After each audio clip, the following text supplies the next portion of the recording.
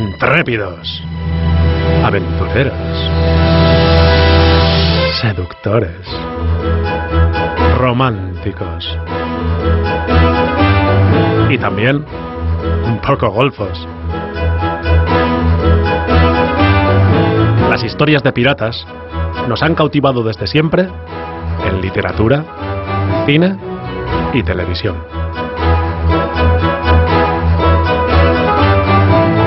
La piratería es tan antigua como la navegación misma. Pero, ¿qué es un pirata?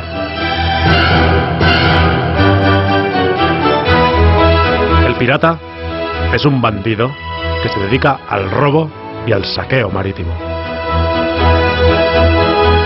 Se apropia de aquello que no le pertenece y lo hace fuertemente armado y al margen de la ley. En ocasiones, cuentan con la protección de un Estado o una nación y actúan en su nombre bajo lo que antes se denominaba patente de corso. En tal caso, se denominaban corsarios.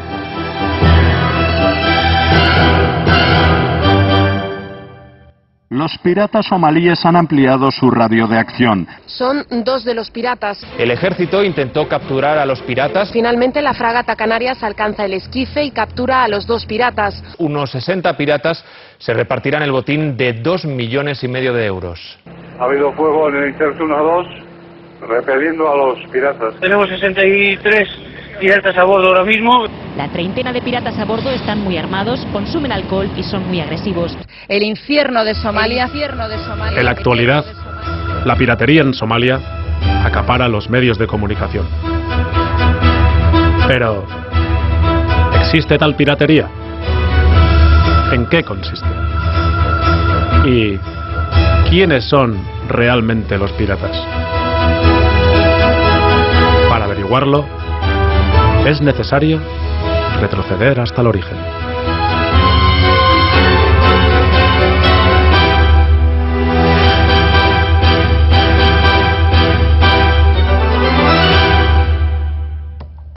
Somalia fue colonizada durante el siglo XIV por Italia e Inglaterra. Consigue su independencia en 1960, pero el gobierno democrático dura tan solo 9 años. En 1969, el dictador Mohamed Siad Barre lanza un golpe de Estado y se hace con el gobierno. Lo consigue con el apoyo incondicional de los Estados Unidos. Y no en vano. Gracias a ello, las principales compañías petrolíferas yanquis obtienen importantes contratos para explotar el petróleo existente en el país. Situada en el Cuerno de África, Somalia ocupa una posición geoestratégica fundamental para las rutas de transporte marítimo que unen Europa y Asia. Más de 20.000 barcos de carga atraviesan cada año sus costas por el Golfo de Adén, transportando más del 10% del comercio mundial. Y por allí transita también gran parte del petróleo extraído de Oriente Medio. Desde hacía tiempo, naciones regionales y potencias extranjeras se la disputaban como punto estratégico para las rutas del transporte marítimo. El mandato militar de Siad Barre se prolonga hasta 1988, cuando el movimiento nacional somalí se rebela contra su dictadura. El levantamiento da lugar a una sangrienta guerra civil que se prolonga hasta 1991, año en el que Siad Barre se ve obligado a abandonar el poder y huir del país. Pero su marcha no trae la paz. Ante el vacío de poder, varios clanes se enfrentan entre sí para hacerse con el control del país, lo que ha impedido la existencia de un gobierno estable hasta la actualidad.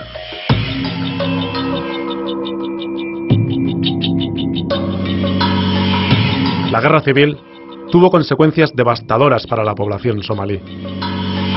Más de 300.000 muertos, 1,5 millones de desplazados y una terrible hambruna que afecta a todo el país, agravada por la pertinaz sequía. Hoy en día, el frágil gobierno apenas es capaz de hacerse con el control de la capital. Los enfrentamientos entre las diferentes facciones son constantes. La violencia, el caos y la anarquía reinan en las calles de Somalia y está considerado el país más peligroso del mundo.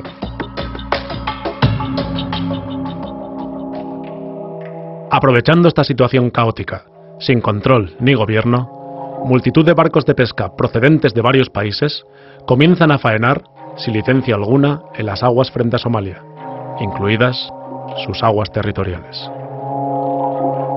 Estos barcos, procedentes de Estados Unidos, Asia y la Unión Europea, practican un tipo de pesca denominada IUU, pesca ilegal, no declarada, no regulada. Su incesante y descontrolada actividad, empleando artes de pesca prohibidas en otras regiones del planeta, está terminando con las reservas pesqueras de un país que carece de autoridad y medios para proteger sus costas. En la actualidad, más de 800 barcos de distintos países pescan en la zona. Se estima que los ingresos anuales generados por la pesca ilegal ascienden a más de 450 millones de dólares. La pesca de atún ha experimentado un vertiginoso e insostenible incremento en los últimos 10 años. Tan solo la flota atunera, compuesta fundamentalmente por España, con el 60% de las capturas, y Francia con el 40%, captura en Somalia unas 500.000 toneladas de atún al año. Las flotas pesqueras de las grandes potencias, con la Unión Europea a la cabeza, contribuyen de esta manera a empobrecer a una de las regiones más miserables del mundo. Roban la principal fuente de proteína de su población y terminan con la forma de vida y sustento de los pescadores locales. De esta manera, se condena sin remedio a un frágil país que agoniza y muere de hambre.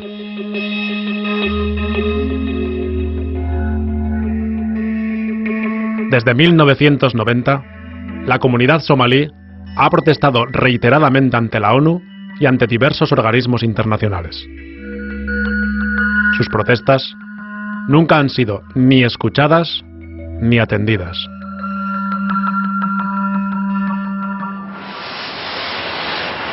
El Grupo de Supervisión para Somalia de Naciones Unidas también ha constatado y ha alertado en sus informes sobre la depredación sistemática de la zona llevada a cabo por flotas de pesca extranjeras. La ONU tampoco atiende a sus propios supervisores y no ha hecho absolutamente nada para detener el saqueo.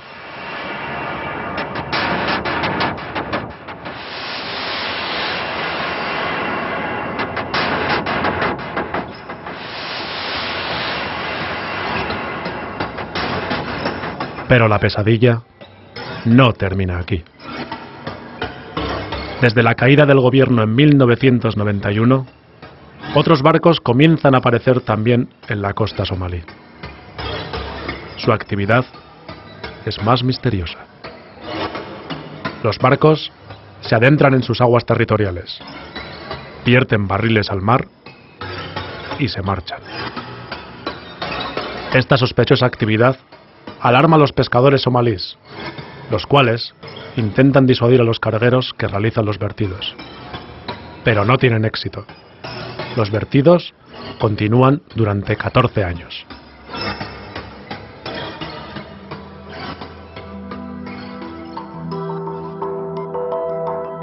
El contenido de estos barriles es un misterio hasta finales de 2004, año en el que un terrible tsunami azota el sudeste asiático.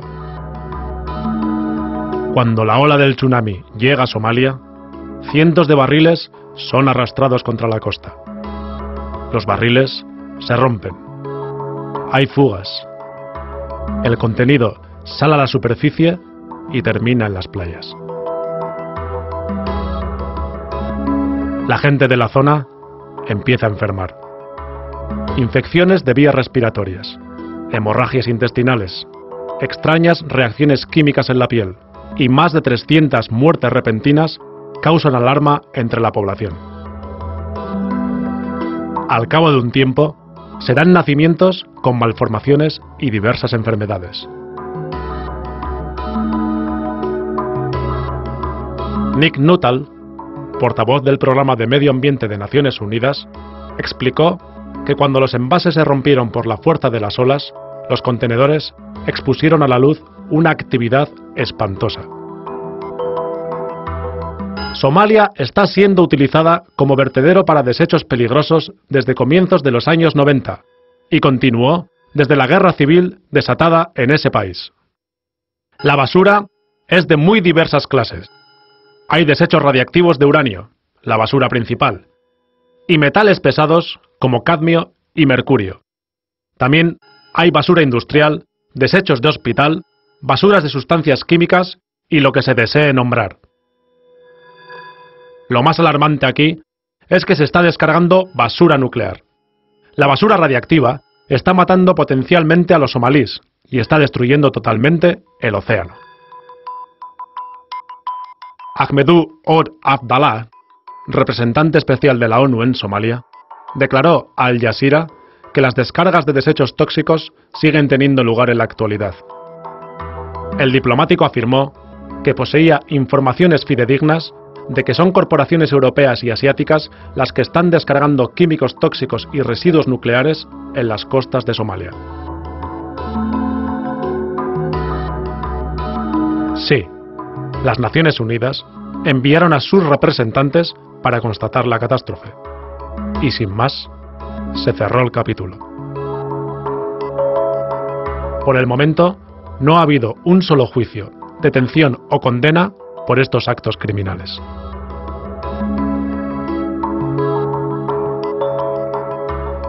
Y esto no ocurre únicamente en Somalia. Las aguas de otros países africanos, como Costa de Marfil, Nigeria, Congo o Benín, también son empleadas como vertederos tóxicos por los países industrializados.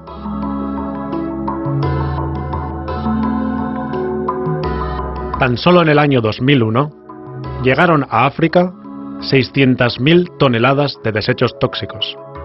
El continente africano se ha convertido en el basurero de los desechos radiactivos generados por los países ricos.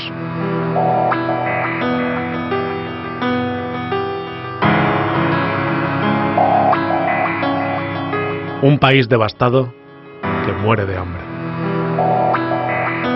Los países ricos acuden para arrebatarles la pesca y de paso contaminar sus aguas con basura tóxica y nuclear.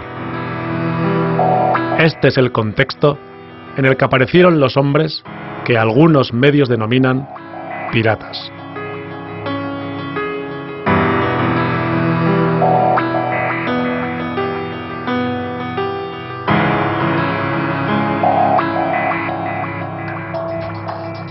Ante esta situación de absoluta indefensión, algunos pescadores reaccionan de una manera desesperada.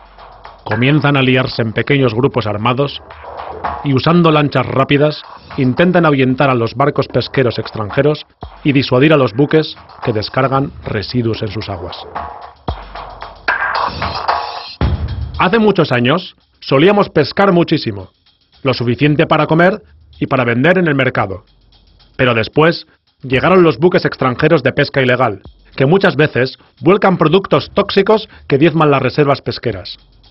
No me quedó alternativa. Se hacen llamar a sí mismos guardacostas voluntarios de Somalia y cuentan con el total apoyo de la población local. Según una encuesta, el 70% de la población somalí apoya fuertemente esta actividad como una manera de defensa de las aguas territoriales del país. Uno de sus líderes, Sugule Ali, explicó sus motivos. Poner alto a la pesca ilegal y a las descargas en nuestras aguas. No nos consideramos bandidos del mar. Consideramos que los bandidos del mar son quienes pescan ilegalmente y descargan basura. Pero inicialmente, nadie les toma en serio. Las flotas pesqueras extranjeras siguen faenando impunemente y los vertidos tóxicos continúan.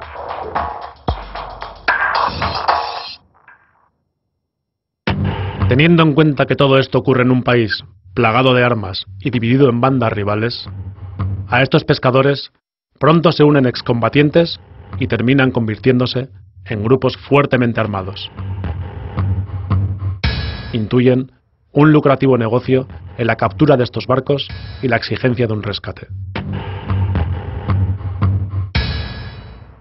Cuando comienzan a retener barcos, la zona se va despejando y las flotas extranjeras dejan de llegar con tanta frecuencia.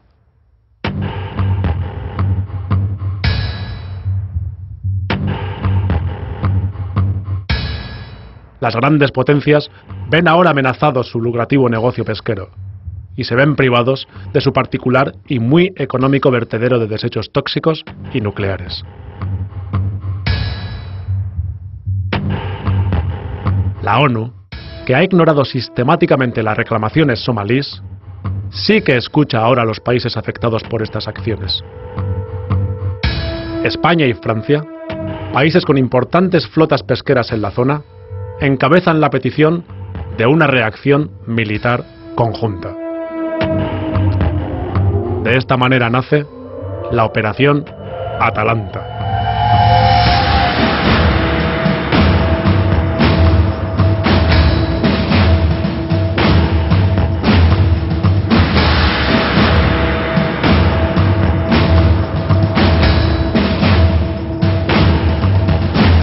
La misión dispone inicialmente de 8 buques de guerra, barcos de abastecimiento y aviones de reconocimiento y vigilancia.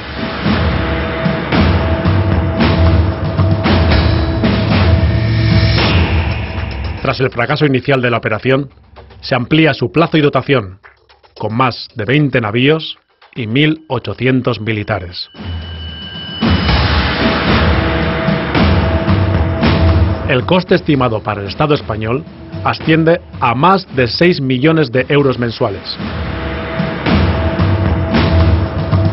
La seguridad privada de los atuneros gallegos y vascos asciende a $500.000 de euros mensuales. El gobierno español se hace cargo de la mitad de este coste haciendo uso de los presupuestos generales del Estado.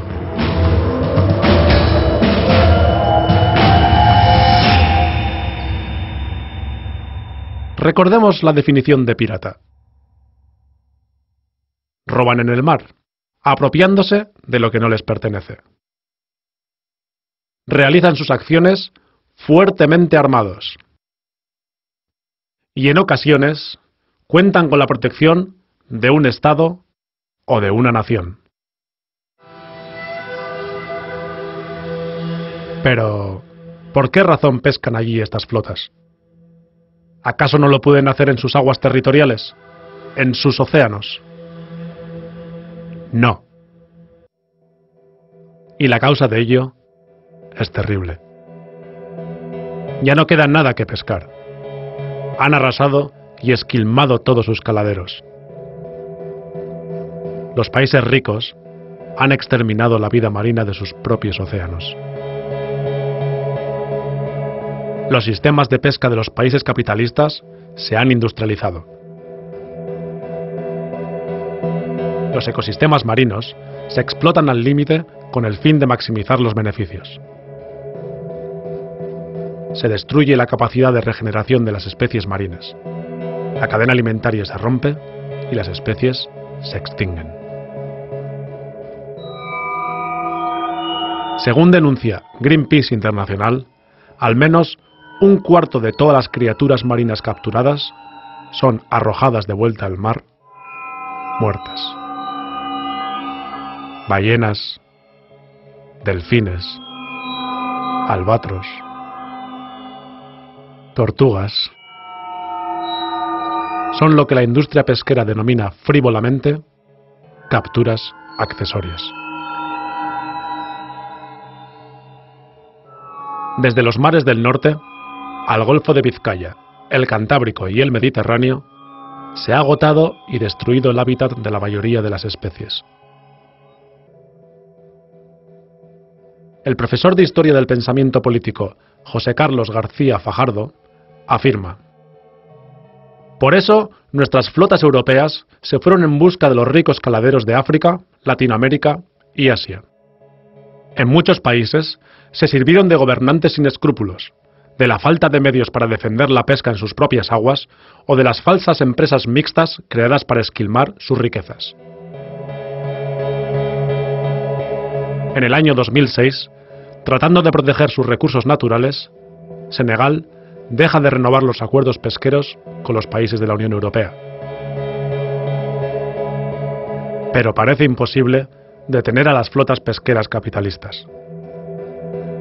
Estas burlan las leyes creando empresas mixtas, comprando licencias a otros países y ondeando banderas de conveniencia. Actualmente, a través de Internet, se puede comprar una bandera de conveniencia en unos minutos y por menos de 500 euros.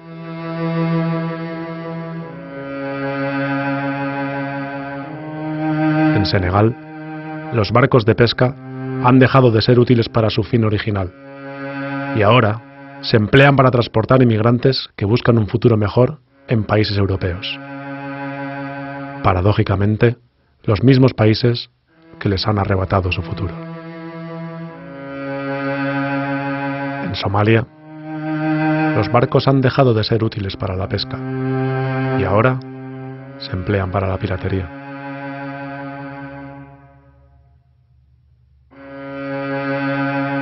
La Conferencia Global de los Océanos decretó que el 75% de los bancos de pesca mundiales ha desaparecido. La FAO también alertó de que el 80% de los caladeros mundiales están sobreexplotados y el 30% de las especies marinas se encuentran por debajo del límite biológico de seguridad. Por todo esto, diversos estudios científicos calculan que en el año 2048 se habrán agotado todos los recursos pesqueros del planeta.